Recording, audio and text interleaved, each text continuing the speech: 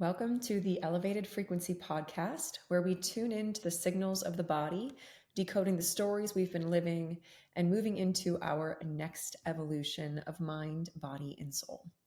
I'm your host today, Shannon Morse, co-founder of The Green Door Life, and today I'm joined by someone whose journey embodies exactly what this space is all about, Erika Fisher. Erika began her path as a yoga instructor, deeply connected to breath, flow, and intuition.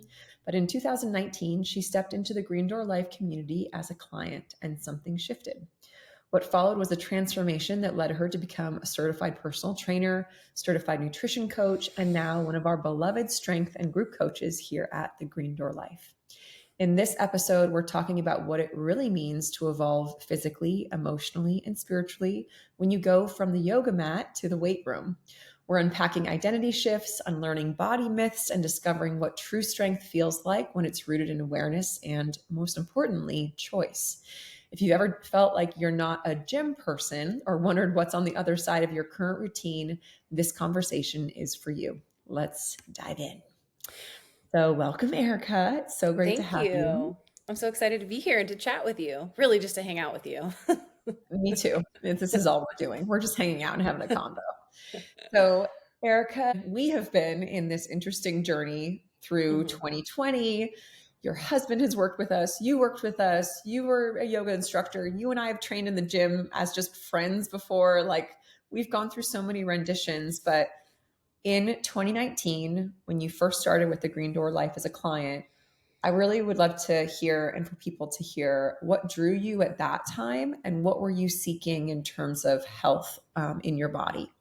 So I was thinking about this leading up to this and just kind of my evolution through both strength, nutrition, and just kind of just my whole journey. And in thinking about jumping in with Green Door at 2019, I just have so much compassion for myself because I really think of that time as like a period of time that was planting seeds to this later evolution that I found myself in. And at the time, it's like we're ready to hear what we're ready to hear. And at the time, it was really just for me scratching the surface.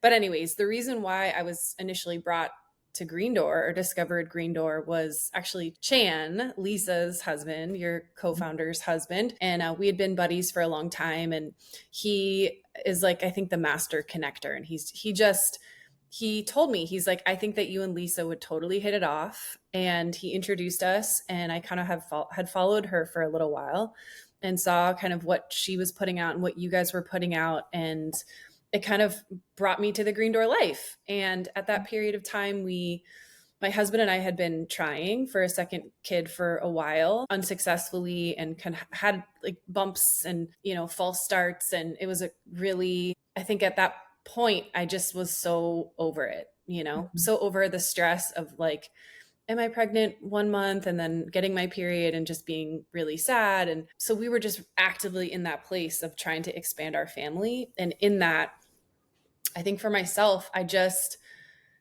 really was hoping to come back into the body that I felt comfortable in. At the time, I wasn't really comfortable in my body. And I'd gone through this really long, painful period of an eating disorder and just had never had the experience of really delving deeper into nutrition from the standpoint of like, hey, I'm really trying to care for my body. It Mm, was very much this relationship of like, how can I make my body as small and as just depleted as mm, possible for such a long period of my life. So coming into this space of the Green Door Life, where it was like the intention was not so much to make myself smaller, but really to discover and explore more about myself and the uniqueness that is my body, that my body needs to not only survive but thrive in the way that I want it to, not just in the way that it looks but also in the way that it feels. And I think that was ultimately what drew me to the Green Door Life was, yes, I want to look and feel better, but really just this deeper understanding of like, how do I live in this body like at peace and not feel like I'm constantly fighting with food and like food obsession or like these old beliefs and patterns that I'd curated and cultivated for so long. I just was over it and was looking for something new. mm. I can imagine that that's going to resonate with so many individuals. And I especially really appreciate what you're sharing about that, like the previous way of being was just trying to make yourself small. Mm-hmm. And I think that that not only like physically, but also extends for what's happening in many layers. Mm-hmm. And to shift from that into, oh, there's actually like this option of not making myself small, but allowing myself to be deeply nourished Mm-hmm. is like such a different experience. And so I love having these kinds of conversations because where I know you are now, it's like a very, Totally different. Yeah. very different. So it's such a beautiful thing, as you said, like it's planting a seed and Mm-hmm. where you were at that time. And then to be able to have this conversation now, and I'll get into this more. So, a part of where you were during that time was you were deeply into your yoga journey already. Mm-hmm. And Yep. we actually, which is so funny, we created a yoga course for you during that time. Maybe we will release it someday or rewrite it. We'll see what happens. But at that time, what was your relationship with strength training or any, even kind of like structured training program like that? Very little, very, very little. I have always been an active person. I've always been in high school. I was an athlete. In college, I probably would have been a great athlete had I not been in active addiction for drugs, Mhm. alcohol, food, the whole thing. And um, so I think when I got sober at 21, I really started to rediscover that I loved to move my body. That just felt like such a just as much as like all these other avenues of recovery, like, you know, like 12 step in my case, movement became just as pivotal for me for my mental health. So I've always been an active person. And when I discovered yoga, that became my primary thing. And because I think I have this addictive nature, I go all in, and I went all in with yoga, which I still teach yoga today. I still love yoga. I teach other teachers and I teach quite a bit, but I think at the time it was like my whole life, you know? And over the course of the years of teaching, practicing, every couple of years, I try to do another training. And I Mhm. just try to expand my toolbox and my offerings and really just to like learn as a student. I think that's so important, just for myself being continuing to learn and be a student. So every couple years I would do a training on different things. And I kind of got to this point, I would say leading up to 2019, where I just was itching for something a little different. And I think at the time, like, again, this is why I kind of opened with, I have so much compassion for that Mm. former version of myself that went through the Green Door life back in 2019, because I like viscerally remember Lisa, like I was like off doing like my own random stuff. Like I had no understanding of how to train and why, and I was going on YouTube and finding all these workouts, and Lisa's like, no, just do the Green Door life exercises or like strength training sessions. And I just needed someone to like hold my hand and tell me exactly what to do, because I had such little confidence. Give me a yoga mat and I know it like the back of my hand. I can Mm. flow and do my own thing and just feel really comfortable and confident. But in the gym, it was a very different story. And I did not have that confidence at all. I had no idea what I was doing. So it took me a long time to find that comfortability, and that discomfort and just feeling like kind of an idiot in the gym was really what pushed me to learn more. I really don't want to feel like this anymore. I really want to be confident and comfortable in the gym and understand what's happening in my body. So that really drove me to like the next level of understanding and pushed me to learn more, which took me to getting my personal training certification. So again, it's like all these little things over the course of my life. And I'm sure this is like so many other things, but it's just like seeds, right? Like the Mhm. Green Door Life was this very beginning foundation of nutrition science, and beyond nutrition science, like really having the opportunity to like, and this is so much of like what we coach in the Green Door, which is beyond the food and the numbers of tracking macros. It's what's your body telling you, Mm. and really starting to listen and get that deeper understanding of the signs and signals that are happening and coming up. And that was really the first time that I had that experience of really getting quiet and allowing myself to hear what my body was asking for. And that was really the first time I had ever done that. Yeah. So again, seeds. And it was just this kind of slow evolution to now, which is very different than then. Gosh, it's so good. And thank you for looping it back in into a deep listening, because that is what we're doing. And when you get a chance to listen to our women's group call, it was a great one from this morning, which we're speaking more into that. But I love that so much, that is such a big aspect. Because if we're not able to listen to what our body needs, it's gonna be impossible to be able to provide it, right? We need to first identify what that thing is. Mm-hmm. And I remember, well, a couple things as you're sharing. Are you familiar with your human design being a 6'2"? I am familiar, but I don't really know what that means.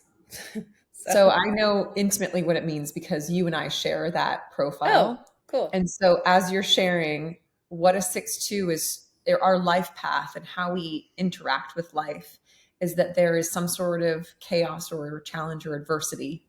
We learn through it and then we teach others. Oh, interesting. Yes, that's it. Yeah. So as you're talking about seeds, it's like the seed gets planted on the other side of something that is uncomfortable, right? Yeah, Feeling like an idiot in the gym, being yep, like, I don't want to feel this way anymore. that's exactly right. It's Yeah. So basically my whole life is that. I get it. Yeah. I get it. So as you were sharing that, I was like, I really want to just share this with her because it's so beautiful and perfect. And that's where you are such a beautiful coach because you are teaching through learned experience. Thank And you. yeah, you get to do it in that way. And it's not because you read something. Yes, you have the certifications, but it's because you lived it, because it was a need within yourself that I didn't want to feel this way and I wanted to feel another way. So was there a moment or many moments where you were like, you know what, I feel like strength training needs to be a part of this path that I'm walking? Because you were moving from yoga and then starting to implement strength training. Like, when did that kind of feel like it started to take shape for you? Yeah. Well, yes. So I got my NASM cert Mm-hmm. because driven from this place of like, I want to understand and I want to have this confidence when I enter really any situation of like, I want to know what's happening in my body, Yeah. and how to move my body in different ways and feel comfortable and confident doing so with the correct form. And so I took my NASM cert, which is, for those that are listening that don't know what that is, that's a personal training certification. And it's pretty challenging. And I spent, a couple months studying and I took the test. Um, and when I did that, I passed the test or whatever. And I still, like, all this knowledge and learning, and they did not provide me with that confidence in the gym. Mm-hmm. That was not there. I did not feel like I had accomplished or made headway in that case. It's like, okay, so I understand like eccentric and concentric loading phase, but like I still don't feel like I have this. Anyways, so I had sat with that for a couple months. It's like, okay, so I have this personal training certification, but I'm still missing these pieces of actual experience, like life experience. And because I am someone that learns, like, to your point, of doing. Yes. So shortly after getting my personal training cert and kind of sitting on it for a while and just being like, what the heck am I going to do now? I had a very close friend of mine tell me that she was going to compete in bikini bodybuilding. And she's like, oh, I think that it would be something that would be interesting to you. And like, you should do it. And, this is my coach. And I saw in that opportunity a chance to overcome all of these feelings that I had about training in the gym. And so I said yes. And as we'd previously discussed, I am a very all in type person. I don't just go one toe, I go the whole body. So I linked up with this coach and she basically outlined, everything for me as far as training. And, I just started going to the gym and it's funny, like, even though I was, I started training and I started to notice my body changing, I still had these experiences of being in the gym. I would take a video of myself doing an exercise and I'd post it on social media, or I would send it to my coach and she'd be like, yeah, try this instead. Like my form, it took me and has continued to take me. So like, there's always so much to learn. Mm-hmm. I'll think I'm like a hot, hot shit doing something. And then I'll discover like, oh, that's actually, you'll say, try this, or, like you actually need to shift your body weight back. And I'm just like, there's always so much to learn. So Mm-hmm. I don't remember your initial question, but I hope I answered it. Okay. That's okay. I mean, it's funny because this current episode is right on the back of another episode where Lisa and I are talking about strength. So it's so perfect because what you're sharing is what I shared in the other episode, Oh, where it was that the learning of how to adjust your body never ends. hmm, that's right. We are never arriving. I'm sure this is the same in yoga. It's like you never go through a movement where you're like, oh, I have it perfectly. I'm never going to Hmm. have to change anything again. It's like, Right. no, if you adjust one placement of one finger, it's going to affect the rest of your posture. So the same thing is with strength training. And the question that I was having was what had shifted and what made you realize that you wanted strength to be a part of your journey. And so you started to go into training for like a competition. Yes. And I think what started happening is my body started to change. Yeah. And that for me was like a cat with catnip, is like I'm seeing these tangible shifts in my body that I have never seen before, that I Mm-hmm. did not know were possible, just from incorporating strength training. Still doing yoga, and I still love yoga. I still practice, but I have never seen tangible shifts in my body like I have with strength training. And that was like, Yes. Girl, it is. I'm like, I'm like, welcome to the club. It's so addictive. Yeah, because you're the master of your domain then. mhm, And if you know how to be the designer of your physical vessel that you are carrying here, and then you also get to manipulate how you feel and how you move and how strong you are and powerful and how fast.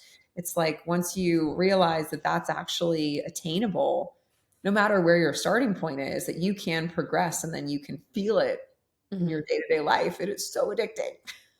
I think too, just, like again, seeds. It's like I also viscerally remember working with a trainer leading up to my wedding, and I love her so much. I just was training with her today, and I was just a Bikram person for years. I only did Bikram, and leading up to my wedding, I'm like, I'm gonna get in shape. So I started training with her, and she very gently said to me, she's like, I don't think that Bikram yoga is the best avenue for fat loss. And I was like, what? I just didn't at that time. I was not willing or open to hearing other ideas. Mm. And it's like when you're ready to hear it, you're gonna hear it. And I think just over the course of the years of my life, as I've gotten older, I've kind of had these experiences in my life where I've seen how these different avenues of movement uh, affect and benefit my body. And especially as I've aged and as I've had two giant children, my body has really changed. And I came to find out after years of yoga that my body actually, and like really pushing flexibility. I'm a really flexible person. I'm in fact hypermobile, Mhm. and spending so many years pushing my flexibility and like doing these crazy poses for Instagram and like standing splits, like, and consistently injuring myself, Mm. and finally understanding like, oh, my body actually much prefers stability and strength over Mm. flexibility. Mhm. And my body's so much happier and less injured, or uh, when I'm strengthening and stable, and I'm really focusing not on the flexibility piece, but Mm. it feels so much better in my body to have made that shift. Oh my gosh, I can speak into some of the things in that area. Before I even touch on that, you said something which is like, we won't be able to, we'll hear it when we're ready. Mm. And I love that you're sharing that because, yeah, everyone, it's like, whoever's listening to this, if you guys are identifying or not identifying with some of the things that Erika is saying, sometimes it's going to land, but it's going to land for you when you're ready for it. And it could come from anywhere in life. I feel like there's messengers all over the place. And when we're ready to hear the message, we'll hear it from like a potato. You know? Yeah. Yeah. Like we're going to get the message if we're ready to get the message. So I love that. And to just provide some context, further context in my experience with training individuals who are hypermobile. For individuals who are hypermobile, and this is very common in the circus space as well, Mm-hmm. we have so many who are moving through and they're doing, contortion. Yep. And the ability for the body to be able to do that, I think very infrequently are individuals trained that they need the strength in order to have that type of flexibility. Like there has to be both or else we move into injury. Yep. So it's not that, like, for example, contortionists can be injury free, but that strength component is just as important as their flexibility training. Mm-hmm. So even for you, Erica, as I hear you sharing that, you may arrive at some point in your future. Like as you were sharing that, I was like, she might arrive at some point in her future where she's able to be that flexible and strong simultaneously. Yeah, I don't. So after having my first son, after a couple years of being in intense pain in my hip, in my SI joint,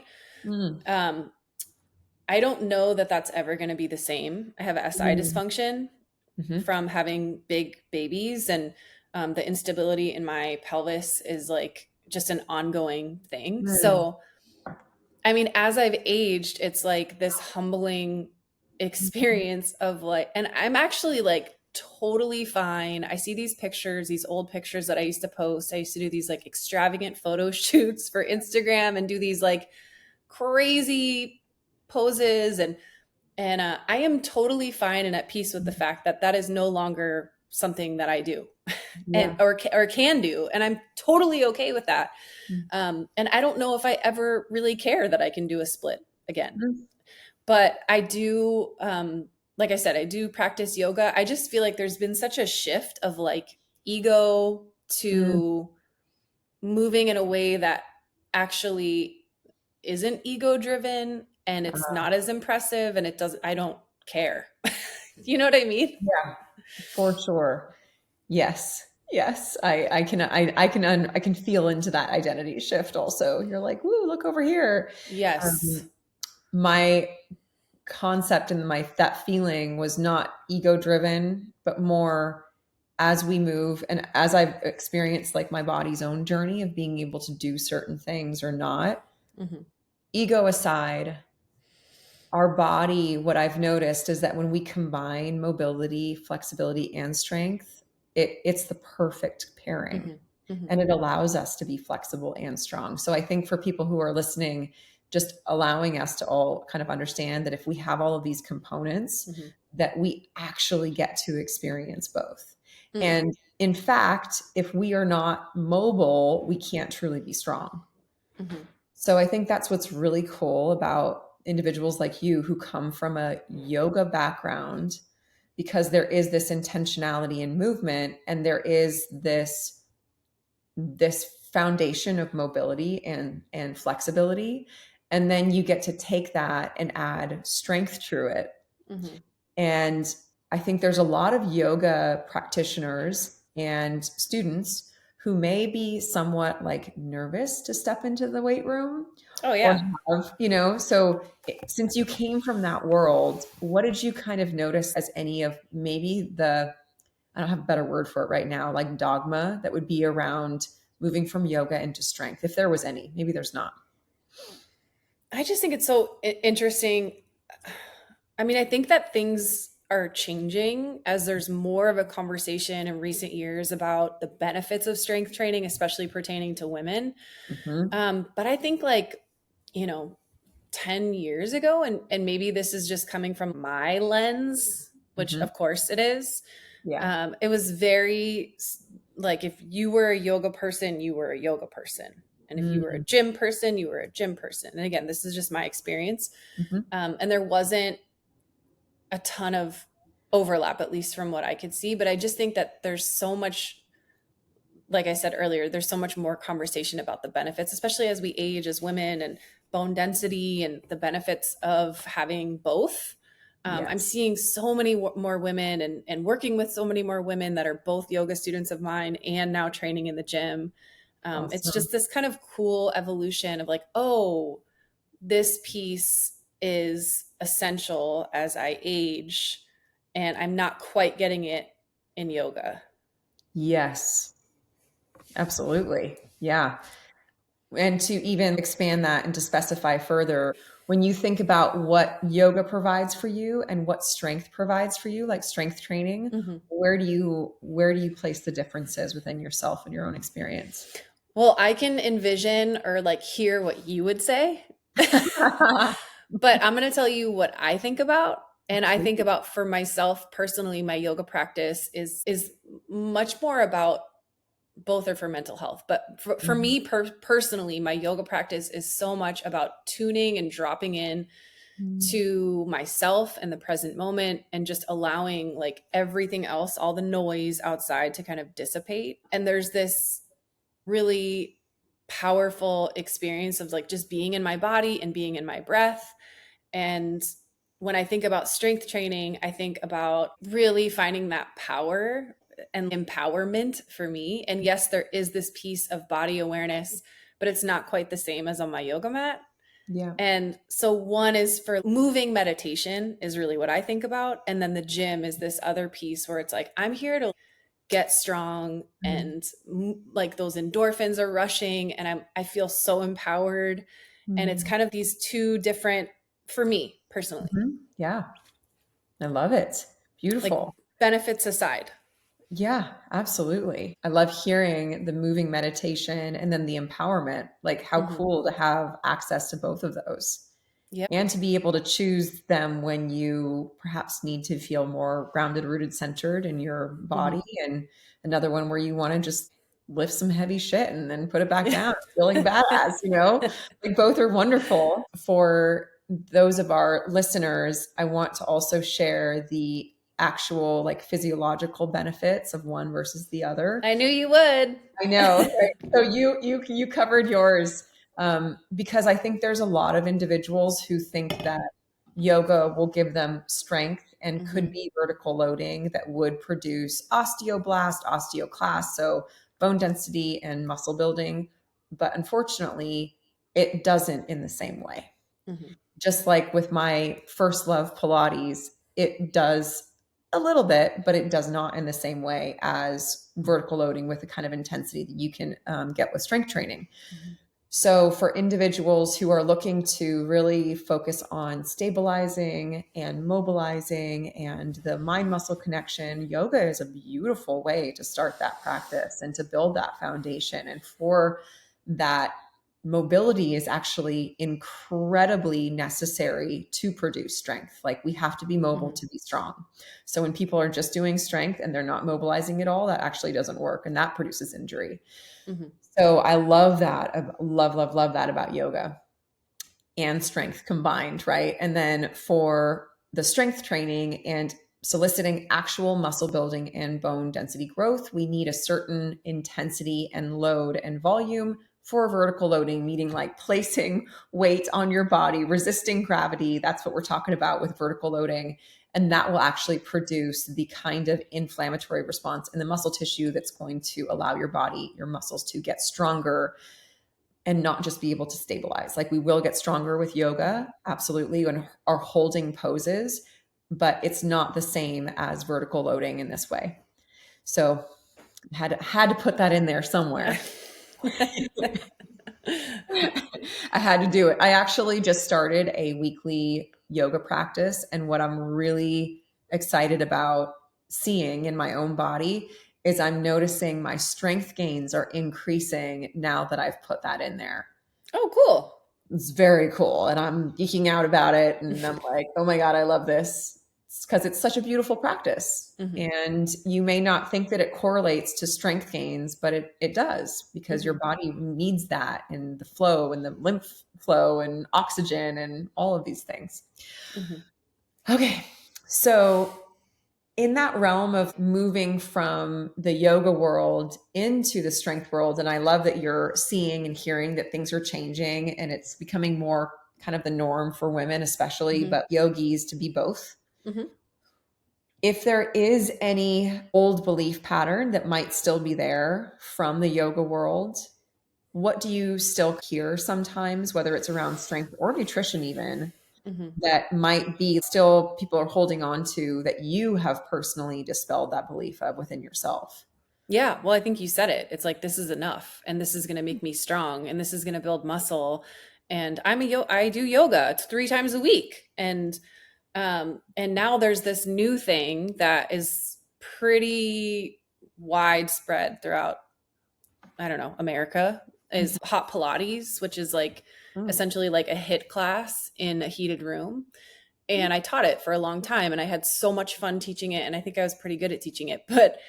But again, it's this idea, which is exactly what you said, is like, oh, but I do like these hot HIIT classes, or I do these yoga classes, 3 times a week. Like, I, this is what I do. And I don't think that there's anything wrong with any of those things, Mhm. but understanding exactly what it is that you're doing is the piece that I think some people are missing, Yeah. Yeah. and just Yeah. not fully understanding, like, if this is the result that you want, if you want to build muscle, this is not quite the avenue that should be taken. Totally. Or even if you want to lose fat, it may Fat. not be the avenue that you want to be taking. Right. I know. But again, it's like, when you're ready to hear it, like, I Yes. was not ready to hear that for a really long Yeah. time. It was only when I was ready, and then a lot of things changed. I stopped teaching certain things. I stopped teaching hot Pilates, and because I think I just had this epiphany of, oh no. Oh. I was like, oh, we're not actually doing the thing that I thought we were doing, which Yeah. was, it's like one door closes and another door opens. It's like, now I have the opportunity of, now I work with more people one-on-one, and now I'm, personal training with women that used to just do HIIT, and now we're actually seeing crazy strength gains and their bodies change. And so it's, yeah, to Yeah. answer your question, I think that that's a big one. Oh my gosh. Absolutely. And that feeling that you had where it's like, oh, oh. Mm-hmm. Shit. Yes.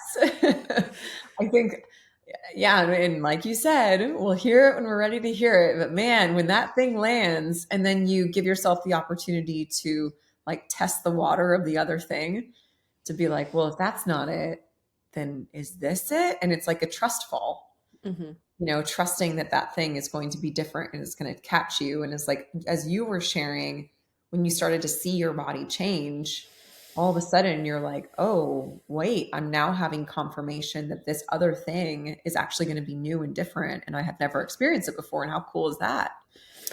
Yeah, and I also think I'll speak for myself and my own experience, but I was very much in the camp of like, if I am not dying like in a puddle of tears, blood, and sweat after working out, then it is not, like, I didn't do the thing.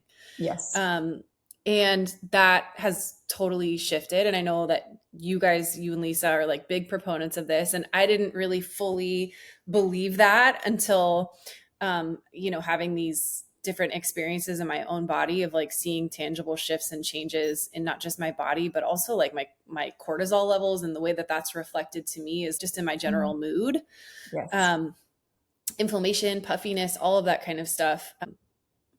Yeah, I think it has shifted the way that I train, for sure. Absolutely. Lisa and I were just talking about this, and we were actually chatting about a new kind of concept that I never actually thought about, but she pointed to, and it resonates for me, that for those of us who, I mean, I was definitely in that at some point in time, where I felt like I had to be dying, right? That there was no breaks. It's like no breaks in this workout. We are just going balls to the wall. God, that's such a strange term. Anyways, we were just going without stopping, sweating, almost vomiting, whatever it took. And when Lisa actually shared that generally the individuals who are attracted to those are those who are operating at such a high cortisol level all the time. So it's actually a frequency match. So they get to continue to operate inside of that same sort of programming. And then when they actually move into a strength training where they do get rest, where it is gentler on their nervous system and where they're not just dumping cortisol for an extended periods of time, it can actually feel a little bit uncomfortable in the beginning. Yeah. Yeah. It's so funny because the clients that I work with now, I cannot tell you how many women, specifically women that I've worked with, where it's been this conversation of like, hey, let's try something a little bit different in the way that you're training, in the way that you're moving. And perhaps in some cases it's been like, hey, like let's transition to just walking. Why don't we try doing one Green Door Life strength training class? And there are oftentimes these periods of like uncomfortability or like, this isn't hard enough, or, that felt super easy, or I don't feel like I'm doing enough. And then just kind of staying the course and seeing over a period of time, the body start to release some fat, less puffiness. And it's like, oh my God, there's these aha moments of like, I didn't actually have to kill myself to see the shifts in my body, and having the experience of trying everything and not being able to lose weight, still feeling puffy, blah, blah, blah. And then making these shifts of actually doing less or working not as hard in a different way, and starting to achieve some of the results that felt totally impossible. Yeah. It's so good because it's so opposite to what our, I think, cultural unconscious agreement has been, which is it has to be incredibly hard in order for us to see results. Like, I don't know where that general understanding, maybe it was like P90X, I'm not sure. But so many individuals will come in and so I'm sitting in the sauna and there's a lot of conversations that have in the sauna in this gym. And I'm hearing women recently talk about that they are going to their group classes every day. And they're not actually losing weight, they're gaining weight. And they're feeling like, why am I getting so puffy? And I don't say anything because to me, coaching is a requested phenomena. I'm not about to be like, yo, girl, did you want to hear what will actually solve your issue there? But it's such a common belief and it's still so prevalent. And it feels like it's infused with the hard charging, high performing female archetype, that we have to do it to a max capacity in order for us to see results, in order for it to be worth it. And I'm just really excited that you not only now have that as your own lived experience, but you're sharing it and seeing how prolific it is with your female clients. Yeah. And I think that it's this kind of funny or weird contrast for me because I train hard. I train very hard. Yeah. And I work very hard. And I think that I take my recovery really seriously, and it's kind of like this dance that I found of like really working hard in the gym and pushing myself. And then also this like deep listening that I did not allow myself to have previously. And taking my rest and recovery, my food, my hydration, all of these little things matter. Yes.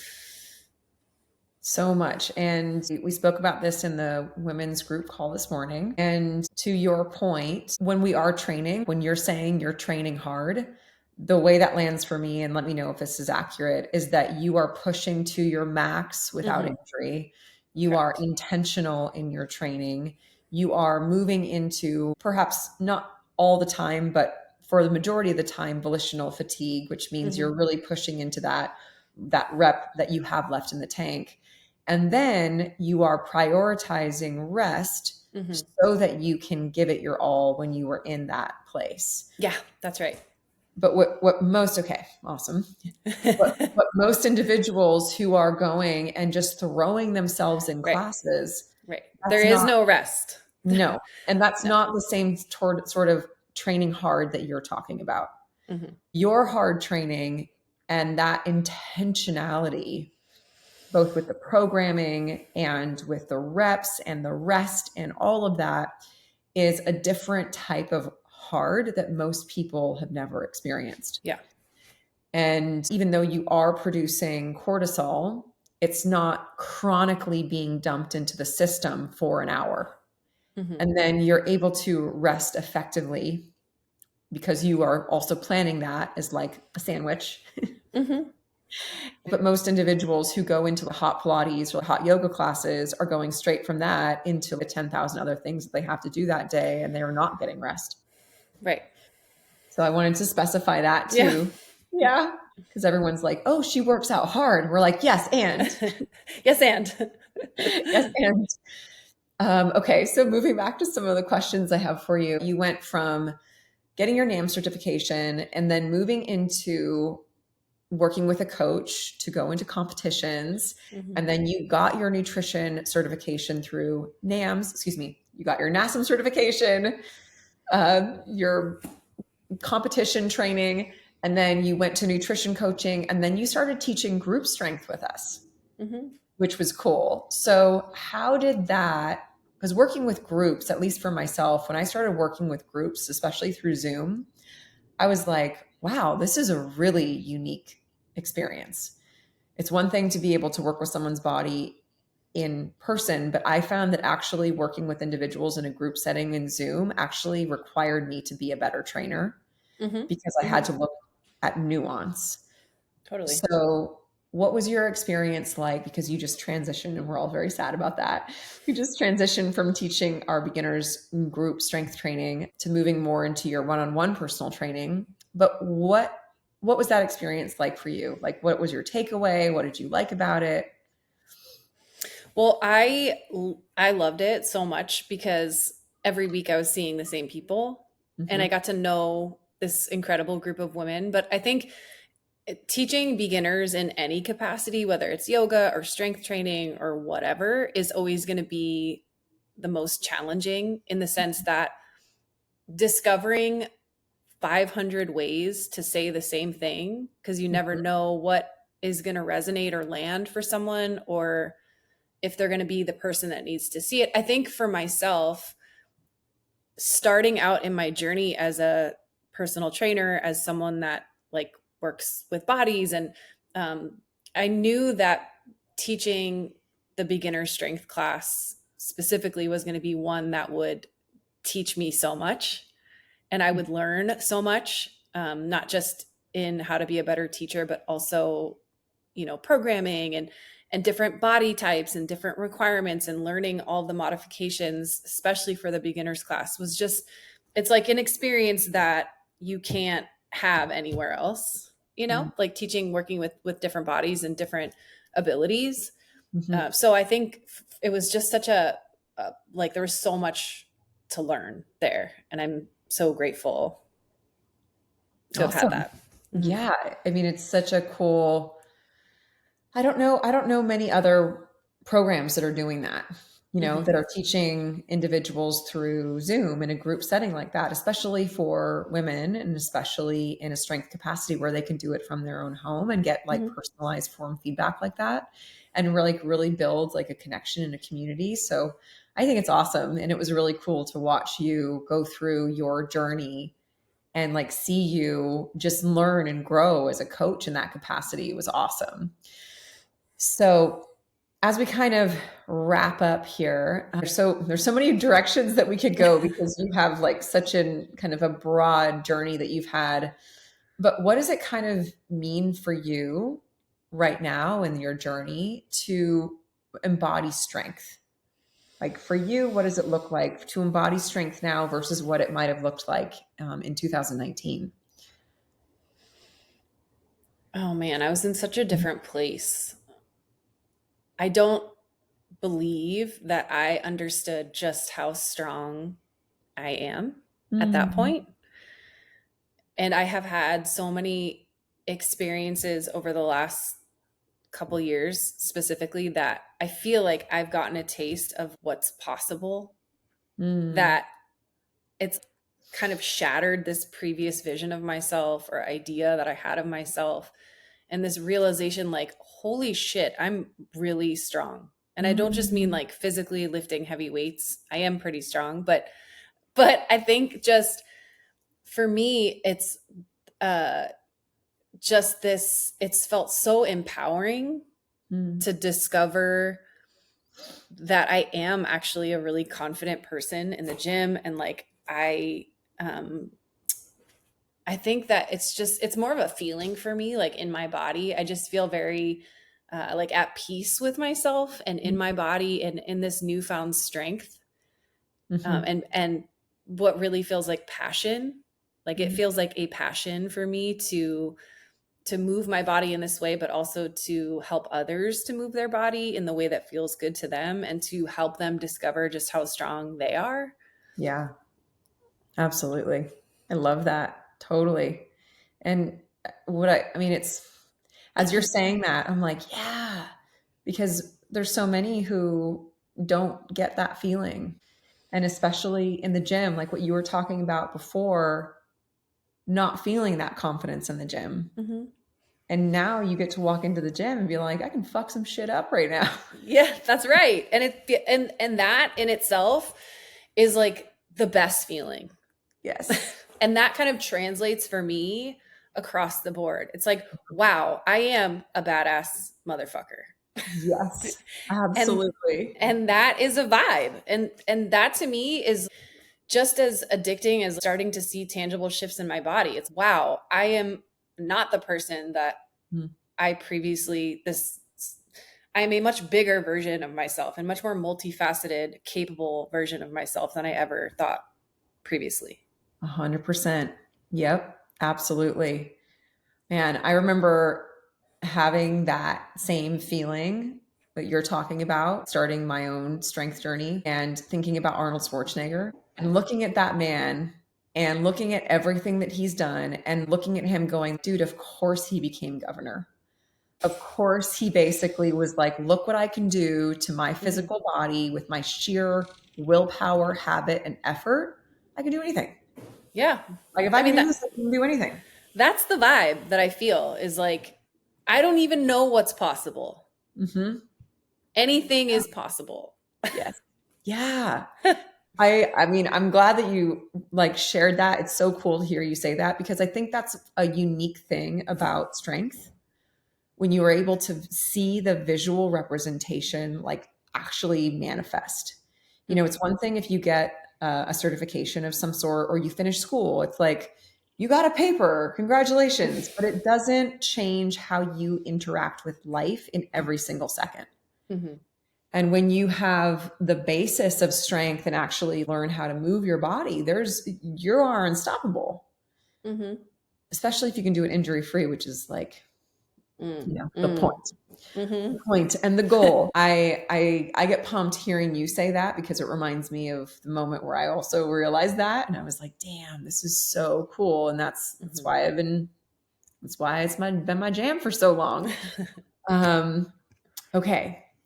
So, for anyone listening who might feel stuck in maybe an identity that says, I feel awkward in the gym or I'm not a gym person, what would you say to them if they were ready to hear it? That's a really good question.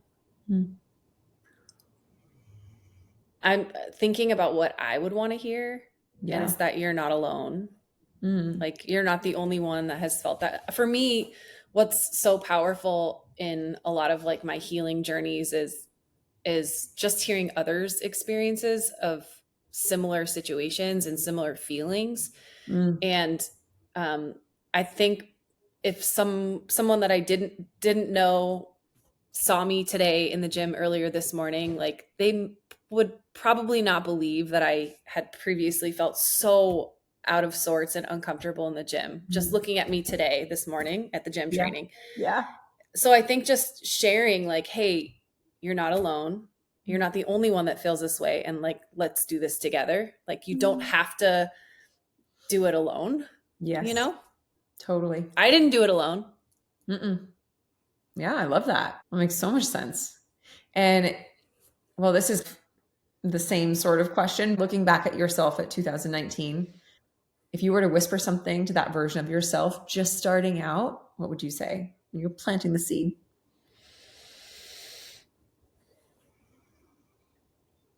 I think I would probably just say how capable you are. I am. You are so capable. And it sounds cliche, but like there's nothing that you can't do. I think if my sobriety journey, if my strength journey, if like my life journey has really shown me anything, it's that literally nothing is impossible.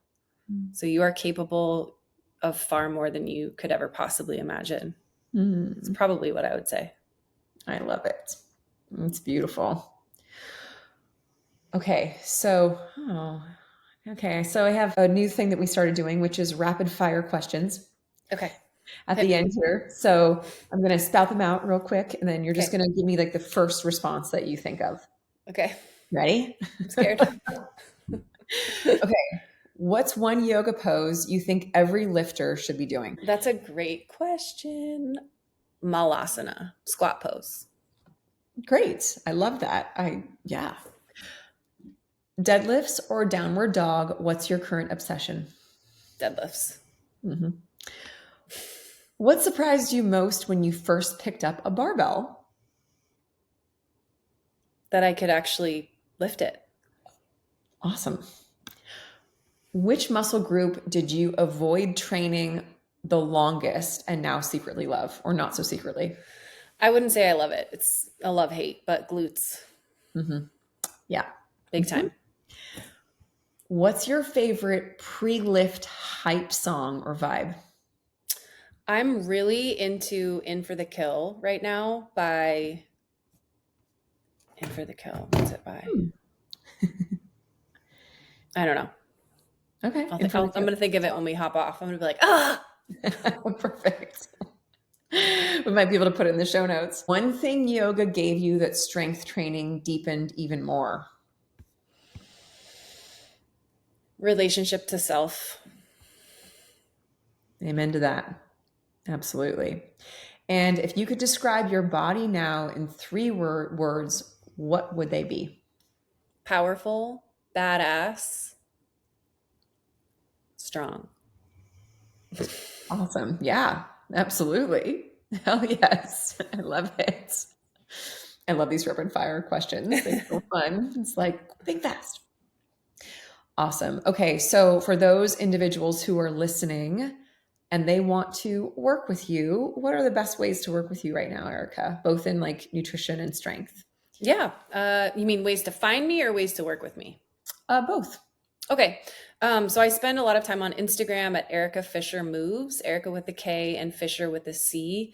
And I offer one-to-one nutrition coaching, also training over Zoom and in person if you're in the Bay Area. And I think that's probably it, right? Yoga classes, they're on my Instagram too, my bio. You can see where my public classes are. I also do privates in person.